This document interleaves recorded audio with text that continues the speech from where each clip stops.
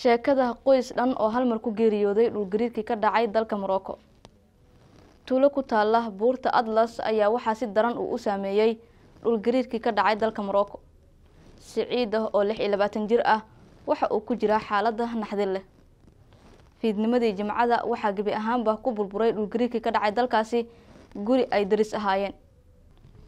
Qoyska kooban 6 qof ayaa ku noolaa gurigaasi. Aabaha waqtigaasi dibadda ayuu ku maqnaa. Walina waa uu nool yahay. Laakiin 4 caruur ah oo uu dhalay iyo xaaskiisa ayaa ku geeriyooday gurigaas ku soo dumay dhul gariirka awgi.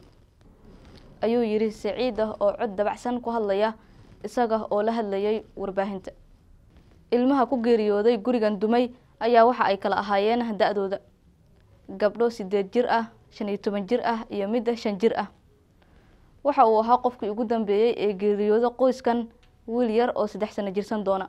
Sida uu markale warbaahinta u sheegay Saciid. Saciid ma awoodin in uu seexdo ama wax cuno. Tan iyo habeenkii Jimcaha markaasi oo uu dhul gariir baaxad leh saameeyay dalka Morocco. Xaaladan waa musiibo. Mana garanayo sida aan uga soo kabsan doono. Ayuu markale ku caliyay Saciid oo murug ay ka muuqato wajigiisa.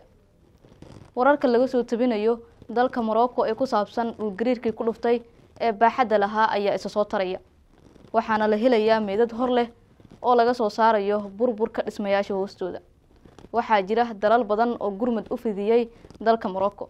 Waxaana wadamadaasi ka mid ah Spain iyo Algeria oo ay daris yihiin.